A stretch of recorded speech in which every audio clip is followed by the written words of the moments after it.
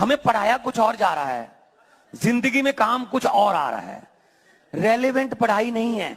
आप बता दीजिए मुझको, किसी ने, यहां पर बैठे हैं कितने लोग, लाखों सुन रहे होंगे, किसी ने a² + b² + 2ab का फॉर्मूला इस्तेमाल करके बाजार से केले खरीदे हैं? tan थीटा cos थीटा जिंदगी में काम आया? इंटरनेट पे आके कोई भी कुछ भी बोल देगा, साइन थीटा कॉस थीटा मेरे काम नहीं आया। भाई जब तेरी दुनिया इतनी सी छोटी सी होगी तो नहीं काम आएगा। भाई तू गवार है, साइन थीटा कॉस थीटा तेरे काम नहीं आया, इसका ये मतलब थोड़ी है कि मैथ्स एक वर्थलेस सब्जेक्ट है। इसका सिर्फ ये मतलब है कि तेरी सोच बहुत ही छोटी है और तू इंसान वर्थलेस है। मैं बताऊं साइन थीटा कॉस थीटा कहाँ काम आता है? जिस पुल पे तू, फ्लाईओवर पे तू गाड़ी चलाता है ना, अगर साइन थीटा कॉस थीटा ना हो तो पुल कामयाब ना हो। इनके अंदर सारा जो है वो जो एंगल्स होते हैं sine theta cos theta define होते हैं। वो जो वेव है, पता है आपको? आपको नहीं पता होगा, आपको कुछ नहीं पता होगा। वो पुल जो बनता है ना, अगर साइन थीटा कॉस थीटा से ना वेव की इक्वेशन बनती है, अगर वो ढंग से नहीं किया गया वो पुल यूं होके खत्म हो जाएगा, गिर जाएगा। तुम कहोगे ऐसे कैसे यूं होगा? तुम्हें थोड़ी पता होगा यार। यही तो पता होता है एक पढ़े लिखे इंसान को, जो एक अनपढ़ को नहीं पता होता। पूरी मैथ्स बहुत वैल्यूएबल है। मैथ्स में आपको समझा रहा था, दो तरह के पार्ट्स होते हैं, प्योर मैथमेटिक्स होती है, अप्लाइड मैथमेटिक्स। प्योर मैथमेटिक्स होती है जो कि हम प्योरली वो सिर्फ पढ़ने के लिए पढ़ते हैं, एक सब्जेक्ट है वो प्योर है, बस हम पढ़ रहे हैं उसको। अप्लाई कहीं होता है अच्छी बात है, नहीं होता तो भी अच्छी बात है, वो बहुत ही खूबसूरत है। हम मैथ्स पढ़ रहे हैं, प्योर पढ़ रहे हैं, हमें मतलब नहीं। और एक होती है अप्लाइड मैथमेटिक्स, ये जब आप पीएचडी के लेवल तक जाते हो तब आपको एहसास होता है इन दोनों का डिफरेंस। अभी आपको सिर्फ मैथ्स ही पता होगी। एक होती है अप्लाइड मैथमेटिक्स, जो दुनिया में अप्लाई होती है वो चीज़ें, ज़्यादातर जो आप अभी चीज़ें पढ़ते हैं मोस्टली वो अप्लाइड मैथमेटिक्स है। वो सारी चीज़ों का रियल वर्ल्ड एप्लीकेशन होता है। यानी कि मैं आपको ये बताना चाहता हूँ कि जो आप पढ़ रहे हो ना वो सब का एप्लीकेशन होता है। पर मैं आपको एक बात बताना चाहता हूँ कि जिन चीज़ों का एप्लीकेशन नहीं भी है ना, वो चीज़ें ही बहुत वैल्यूएबल है, क्योंकि वो आपको सोचना सिखाती है। अरे थॉट प्रोसेस बनता है मैं आपको बता रहा हूँ, ये जो आप एकेडमिक्स पढ़ रहे हो ना, आपको लग रहा होगा कि अरे दुनिया में काम नहीं आ रही ये वो। अरे भाई, ये आप जब आगे बढ़ोगे ना, जब बड़ी चीज़ें कर रहे होगे और आप अपने स्कूल की पढ़ाई, education system is great. School की, अरे यार उनकी बातें मत सुनो जो अनपढ़ हैं। बहुत अच्छा एजुकेशन सिस्टम है। ये जो आपको स्कूल में पढ़ाते हैं यही काम आता है पूरी ज़िंदगी। इसके ऊपर और बहुत चीज़ें काम आती हैं, वो आपको एडिशनली पढ़नी चाहिए। पर ये जो एजुकेशन सिस्टम है, जो ये करिकुलम है, ये आपको सचमुच रियल वर्ल्ड के लिए कैपेबल बनाने के लिए एक बेस तैयार करता है। अब आप कहोगे नहीं मैंने 12वीं तक पढ़ लिया, मुझे सब कुछ आ जाना चाहिए था, वो गलत है। पर क्या जो आपने 12वीं तक पढ़ा वो सब कुछ यूज़ होता है? हाँ बिल्कुल होता है। अगर वो यूज़ नहीं हो रहा है इसका मतलब आपकी दुनिया छोटी है। अपनी दुनिया को जब बड़ा करने जाओगे तो बहुत कुछ यूज़ होगा। कई जगह यूज़ भी हो रहा होता है पर हमें एहसास नहीं होता कहाँ यूज़ हो रहा होता है। Education is important, our education system is great. Comments में लिखो एजुकेशन इज़ इंपॉर्टेंट। वापस आते हैं मैथ्स पर। ज्योमेट्रिक प्रोग्रेशन होता है जिसमें आपको एक बार एक कांस्टेंट चीज़ है उस पूरी सीरीज़ में मल्टीप्लाई होता जाता है। मैं आपको एक बात बताना चाहता हूँ कि आप अगर स्टॉक मार्केट में जो आप कहते हो ना कि 20% रिटर्न आता चाहिए, 15% CAGR मैं इन्वेस्टमेंट्स करता हूँ, कंपनी में भी इन्वेस्ट करता हूँ, कभी इन्वेस्टमेंट उठाता भी हूँ, या स्टॉक मार्केट में कोई भी पैसे डालता है, किसी भी एसेट में पैसे डालते हो तो हर साल 20% से 15% से 10% से 12% से 6% से वो बढ़ रहा है ना, जो वो हर साल बढ़ेगा। तो पहले साल वो होगा 100, अगले साल 106, उसके बाद वो हो जाएगा 112, पर उसके बाद वही कंपाउंडिंग चलेगी, वो 1.06 से बार बार मल्टीप्लाई होता जाएगा। कंपाउंडिंग कोई भी बिना उसके नहीं समझ सकता ज्योमेट्रिक प्रोग्रेशन के। और उससे पहले तो परसेंटेज समझना पड़ेगा, वो भी मैथमेटिक्स है, कंपाउंडिंग भी मैथमेटिक्स है, ज्योमेट्रिक प्रोग्रेशन भी मैथमेटिक्स। प्रोबेबिलिटी, बिजनेस करते हो, स्टार्टअप करते हो, स्टार्टअप में इन्वेस्टमेंट करते हो, स्टार्टअप पे मेहनत करते हो, कहीं जगह इन्वेस्टमेंट करते हो, एसेट्स में इन्वेस्टमेंट करते हो, हर जगह रिस्क होता है, रिटर्न होता है। रिस्क कि कितना % चांस है सक्सेस हो जाएगा, कितना % चांस है फेल हो जाएगा, कितनी इसकी एक्सपेक्टेड वैल्यू है, सब प्रोबेबिलिटीज है। पूरी मैथ्स वैल्यूएबल है। लिखो maths is valuable. Maths makes you a super human. Math जिसको नहीं आती वो डिसेबल्ड है, वो अपने आप को अपाहिज रख रहा है, उसको नहीं पता बहुत सारी चीज़ें जो पता होने से ज़िंदगी में एडवांटेज आता है, वो उस एडवांटेज से वंचित है क्योंकि वो मैथ्स में वीक है, वो लॉजिकल थिंकिंग में वीक है, वो नंबर्स में वीक है, वो उसको पता ही नहीं दुनिया में क्या चल रहा है। नंबर्स के बगैर तो कुछ है ही नहीं। प्रॉफिट लॉस नंबर है, सैलरी नंबर है, CTC नंबर है, हर चीज़ एक नंबर ही तो है। मैथ्स से जुदा तो कुछ इस कायनात में है ही नहीं। इस वीडियो पे व्यूज़ भी नंबर है, इस वीडियो पे जो ड्यूरेशन है वो भी नंबर है, इस पे कमेंट जो है वो भी नंबर है, इस देश में जो आबादी है वो भी एक नंबर है, इस देश का जीडीपी भी एक नंबर है, इस देश का जीडीपी पर कैपिटा भी एक नंबर, हर चीज एक नंबर है। मैथ से जुदा कुछ है ही नहीं। हर जगह trigonometry, mathematics, circles, triangles, geometry, हर जगह नंबर सिस्टम्स, हर जगह कंस्ट्रक्शंस, एरिया। अरे एरिया नहीं कैलकुलेट करना आएगा, कोई प्रॉपर्टी डीलर चपत लगा देगा तुमको, जिंदगी भर की कमाई खा जाएगा तुम्हारी। इतनी जरूरी है मैथ्स, इतने बेसिक चीजों पर काम आती है मैथ्स मेरे भाई। जो कह रहा है ना मैथ्स का रियल लाइफ में एप्लीकेशन नहीं है, उसकी कोपिंग स्ट्रैटेजी है, क्योंकि बेचारा खुद मैथ में कमजोर था। किस तरह अपनी ईगो बचाए। मैं निशान जिंदल हूँ। जेईई एडवांस्ड में मेरी ऑल इंडिया रैंक 247 आई थी। 15 लाख लोगों ने पेपर दिया, जिसमें मेरी 250 रैंक आई, जो कि 99.98 परसेंटाइल है। मैं इस देश में 0.02% स्टूडेंट्स जो होते हैं ना, इंजीनियरिंग एस्पिरेंट्स, टॉप 0.02% स्टूडेंट्स में था मैं। जेईई मेन का एग्जाम होता है, बहुत टफ होता है, उसमें मेरे मैथ्स में 100 मार्क्स थे। मैथ्स कोई भी कर सकता है, मैथ्स के लिए लॉजिकल थिंकिंग चाहिए। आप अगर मानते हो ना आप एक लॉजिकल इंसान हो, और फिर आप ये भी कहते हो कि आप मैथ्स में कमजोर हो, तो आप सिर्फ दोगलापन दिखा रहे हो, क्योंकि लॉजिक और मैथ्स जुदा नहीं है। मैथ्स ही लॉजिक है, लॉजिक ही मैथ्स है। आप मैथ्स कर सकते हो अगर आप लॉजिकल हो तो, और अगर आप मैथ्स नहीं कर पा रहे तो खुद के ऊपर सवाल उठाओ कि आप लॉजिकल वाकई में हो भी या नहीं हो। बल्कि मैं आपको बताऊं, इलॉजिकल लोग इतने सारे हैं। मैं परेशान हो चुका हूँ।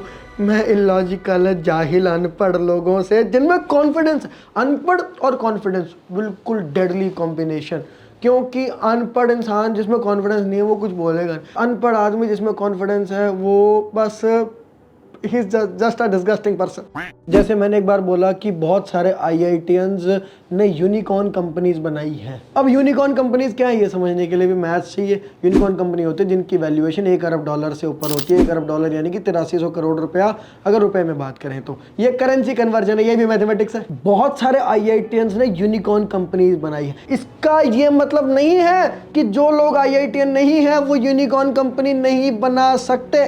लेकिन एक बेवकूफ अनपढ़ आके बोलेगा कि तुम ये कहना चाहते हो कि कोई आईआईटी नहीं कर पाता तो लाइफ में कामयाब नहीं हो पाएगा। भाई ये समझने के लिए लॉजिकल थिंकिंग जरूरी है। उसके अंदर मैथ में अगर आप पढ़ते ना, जिंदगी में एक पढ़े लिखे इंसान, एक एजुकेटेड पर्सन बनते, आप मैथ्स को जिंदगी में वैल्यू करते, तो उसमें एक चैप्टर आता है मैथमेटिकल रीजनिंग। उसमें एक स्टेटमेंट का निगेशन क्या होता है ये समझ में आता कि क्या बात से क्या बात झुटलाई जा सकती है और किस बात से क्या बात नहीं झुटलाई जा सकती। ये सब आपको मैथ सिखाती है। मैथ्स कोई कैसे कह सकता है, कोई कैसे कह सकता है। भाई दिल दुखता है सोच के कि मैथ इस दुनिया से जुदा है, मैथ्स का एप्लीकेशन नहीं है।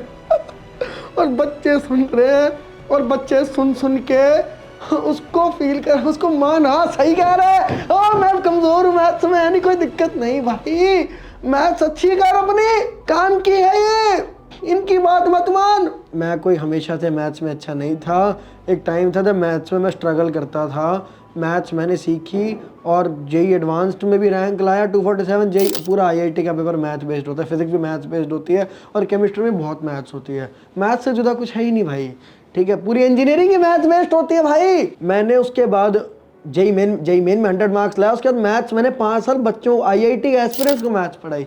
अगर मैं ये कर सकता हूँ तो आप भी कर सकते हैं। 5 टिप्स फॉलो करो। पहली टिप है कॉन्सेप्ट्स आर इंपॉर्टेंट। अब मेरी बात समझना, आपको जब भी देखना कोई आके गली का टीचर आपको पढ़ा रहा होगा, वो कहेगा बच्चों 7.1 एक्सरसाइज खोल लो। क्यों खोल लो?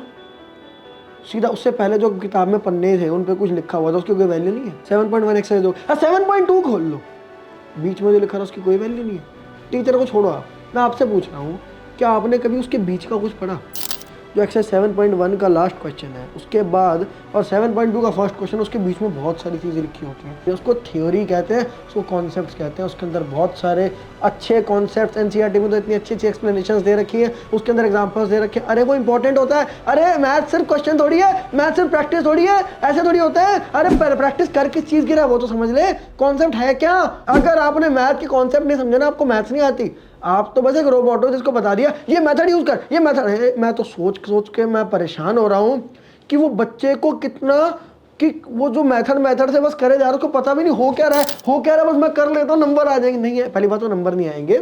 स्कूल के लो लेवल के एग्जाम्स में कभी आ जाएंगे तो आ जाएंगे, पर अच्छे एग्जाम्स जो होते हैं ना, ढंग के एग्जाम, जैसे IIT हो गया या और भी जो कैट वगैरह हो गया, इनमें अगर आपकी लॉजिकल और मैथ की एबिलिटी नहीं है, सिर्फ एग्जाम की बात नहीं कर रहा मैं, तो लाइफ में कह रहा हूँ आप कभी अप्लाई नहीं कर पाओगे जब तक आपको सिर्फ मेथड मेथड मेथड पता है कि हाँ इसको ऐसे करते हैं। अरे कर क्या रहा है, what is the geometric progression, Y circle, भाई उसको देख तो सही, अरे सर्कल को देख, मतलब सर्कल में एक पॉइंट से अगर तुमने डायमीटर के एक एंड से तुमने भाई एक लाइन बनाई, फिर वो दूसरे एंड पे जोड़ी तुमने, वो जो एंगल है, angle in a semi circle, वो राइट एंगल होगा।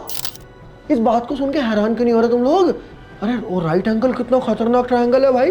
कोई भी राइट एंगल ट्रायंगल हो दुनिया का, उसके अंदर अगर एक्यूट एंगल फिक्स है तो कोई भी राइट ट्रायंगल हो उसके अंदर रेशियोज फिक्स रहेंगे, साइड के रेशियोज। ये इस पे पूरी ट्रिग्नोमेट्री उतनी बड़ी फील्ड बन गई भाई, दिमाग फट जाना चाहिए सोच के। इक्विलेटरल ट्रायंगल कितनी खतरनाक फिगर है, रेक्टेंगल कितनी खतरनाक फिगर है, trapezium, parallelogram, frustum of a cone, wow.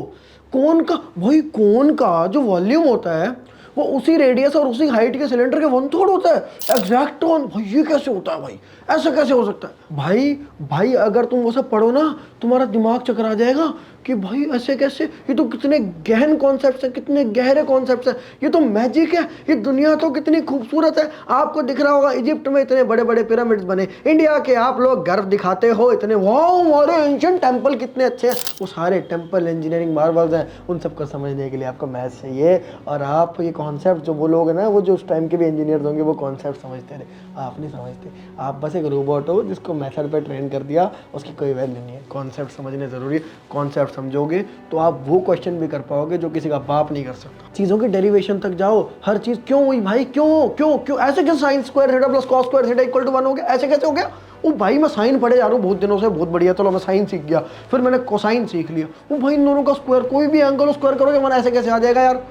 फिर देखा चेक किया भाई, तो साइन होता है p/h, कॉस होता है b/h, और p स्क्वायर, उसको जब स्क्वायर करके ऐड करोगे तो p square plus b square upon h square बन जाएगा, p square plus b square वो h square upon h square 1।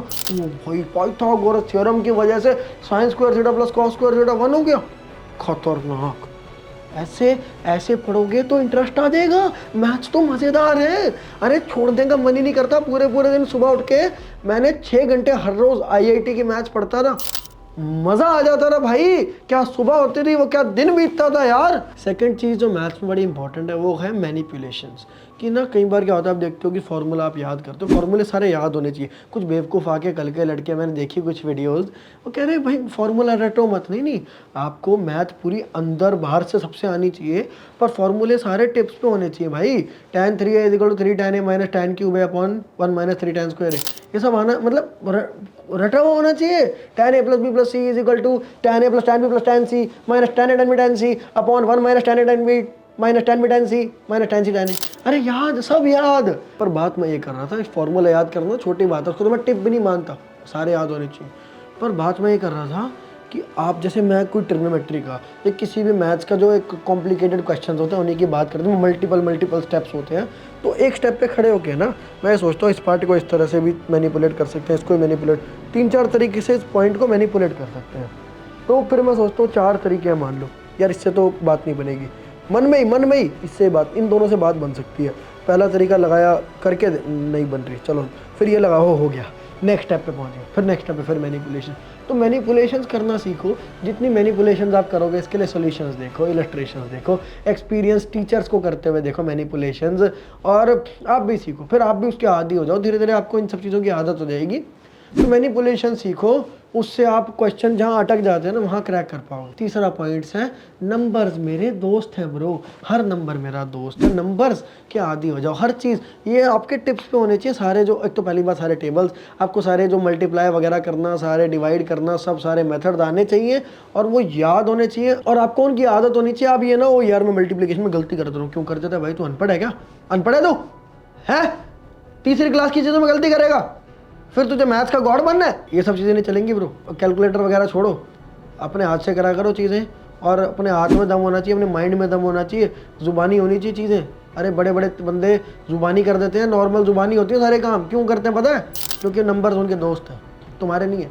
तुम क्योंकि उनका टाइम स्पेंड नहीं करते। टाइम लगाओ मैथ्स में, देखो कैसे आप एक्सपर्ट बनते हो मैथ्स के। मैथ्स का एक्सपर्ट होना एक रिस्पेक्टफुल चीज़ है, और जो मैथ्स में वीक है वो कोई फ्लेक्स नहीं, वो मेरी मैथ्स थोड़ी वीक, हाँ भाई तू वीक है फिर, weak, you weak person, you bloody weak person. सारे टेबल्स 1 से लेकर के 25 तक, 20 तक कर लो चलो तुम, 1 से लेकर के 30 तक स्क्वायर याद, कुछ भी सारे स्क्वायर आपको याद होना चाहिए। 28 का स्क्वायर होता है 784, 27 का स्क्वायर होता है 729, 25 का स्क्वायर होता है 625, 26 का स्क्वायर होता है 676, 24 का होता है 576, 23 का होता है 520, सब याद भाई। स्क्वायर रूट्स याद करो, 10 का स्क्वायर रूट होता है 3.162, 5 का होता है 2.236, रट भाई, मतलब रटना कह लो, कुछ कह लो, सब याद। मेरे दोस्त हैं ये, मेरी आदतें हैं भाई। अरे ये भी नहीं याद जिसको मैथ का स्टूडेंट थोड़ी है वो। इन अ नटशेल कैलकुलेशन की प्रैक्टिस और सारे टेबल, स्क्वायर, नंबर सब याद। चौथा पॉइंट है ये सब याद और ये सब चीज़ों के आदी आप तब बनते हो यार। देखो आप जब स्टार्टर हो ना, जब आपको मैथ्स में गॉड बनने जा रहे हो, जब आप गॉड बन जाओगे ना, तो आप कोई भी नया टॉपिक पढ़ोगे ना, आप उसके 100 क्वेश्चंस भी करोगे तब भी आपका अच्छा हो जाएगा, क्योंकि आपको ना एक पीछे बहुत ही नॉलेज और थॉट प्रोसेस का एक फ्रेमवर्क बिल्टअप हो जाएगा तब तक। पर अभी ना आप चूँकि वो बनाने जा रहे हो, तो हर चैप्टर में और मुश्किल चैप्टर में खासकर वहाँ पर आप ना ज़्यादा क्वेश्चंस किया करो। ज़्यादा क्वेश्चंस करोगे, ज़्यादा आप और ट्रिकी क्वेश्चन में जाओ। जितने ट्रिकी क्वेश्चंस करोगे उतना ज़्यादा आपका दिमाग सोफिस्टिकेट होगा। मैनिपुलेशंस आपको अपने आप ही क्लिक होने लग जाएंगी। थोड़ा मेहनत लगेगी स्टार्टिंग में, हर चीज़ सीखनी पड़ेगी, पर सीख जाओगे आप। और 5th पॉइंट है गो फॉर सुपीरियर मेथड्स। जैसे क्या होता है आप देखोगे ना, जैसे आगे आप अच्छे एग्जाम्स में जाते हो या अच्छे लेवल की, कभी भी आप इंजीनियरिंग में या पीएचडी में या कहीं पे भी आप अच्छी मैथ्स पढ़ते हो, तो आप देखोगे कि यार एक आपने 3 पेज में कोई चीज़ करी, कोई एक गॉड लेवल का बंदा आया, 4 लाइनों में ख़त्म कर दी उसने, तो आपका सोल्यूशन 3 पेज का, उसका 4 लाइनों में। ऐसा कैसे यार, ऐसे कैसे यार, कोई इतना सुपीरियर कैसे हो सकता है यार? मैं पागल हूँ, मैं 3 पेज में किया, मैं क्यों नहीं कर सकता 4 लाइन में? ऐसा क्या किया उसने? क्यूरियोसिटी होनी चाहिए। तो आप जब भी कोई चीज़ खुद करते हो तो फिर उसका सोल्यूशन देखा करो, किसी एक्सपीरियंस टीचर के उसके सोल्यूशंस देखो, बुक के पीछे के सोल्यूशंस देखो कि मैंने ऐसे किया, देखते हैं इन अंकल ने कैसे किया, इन सर ने कैसे किया, इस ऑथर ने कैसे किया। मुझे क्यूरियोसिटी होनी चाहिए, बेटर मेथड कहाँ है भाई, इससे भी और बेटर मेथड है तो वो करते हैं, ये नहीं मैंने कर दिया, आपने कर दिया, बहुत अच्छी बात है, आपका दिमाग सोचता है इसका मतलब। पर और अच्छे मेथड्स कौन से हैं वो हमेशा ढूंढते रहो, इससे आपका दिमाग सोफिस्टिकेट होगा, आपके वो फ्रेमवर्क स्ट्रांग बनेंगे। और ये चीज़ें थोड़ा टाइम के साथ असर दिखाएंगी। पर आप ये चीज़ें ना कमेंट्स में लिख दो जो चीज़ें हैं, और कोई भी एक कमेंट को लाइक करेगा तो आपको याद आएंगी। मैथ्स में आप गॉड बनो यार, ये इंपॉर्टेंट चीज़ है मैथ्स दुनिया के लिए। आप अभी नहीं समझोगे इस बात को, पर एक दिन आप ज़रूर समझोगे। मैं आपको कुछ भी बोलता हूँ ना, मेरी बात का बुरा मत मानना। मैं यार मैं परेशान हो गया हूँ यार, क्योंकि ना अपन लोग जो आज के बच्चे हैं यार, मिसगाइड बड़ी जल्दी हो जाते हैं, और वो देख देख के मेरा दिल जो है ना, और मेरा खून खौल उठता है। तो मैं क्या करूँ यार, फिर मैं जब बोलने लगता हूँ तो फिर जो मैं बोलता हूँ भाई, मैं लेकिन मैं झूठ नहीं बोल सकता, मैं पाखंड नहीं कर सकता, मुझे एक्टिंग करनी नहीं है, जो दिल में मैं बोलता हूँ भाई। तो यार प्लीज़ ये चीज़ें हैं आप अपनी लाइफ में अप्लाई करो, मैथ गॉड बनो, और ये चैनल सब्सक्राइब कर लेना। मैं आपको आगे भी इस तरह की और बहुत सारे टिप्स बताऊंगा। आपको अगर कोई चीज़ स्पेसिफिक टॉपिक आप मुझे सजेस्ट करना चाहते हो, जिस पर आप मेरी वीडियो चाहते हो, मुझे कमेंट्स में बताना। और ये वीडियो आपको कैसी लगी, क्या इस तरह से मैं वीडियोस बनाया करूं या कोई शुगर कोट वगैरह करके बनाऊं, मुझे कमेंट्स में ज़रूर बताना। अंत तक बने रहने के लिए बहुत बहुत धन्यवाद। मिलते हैं अगली वीडियो में। नमस्कार।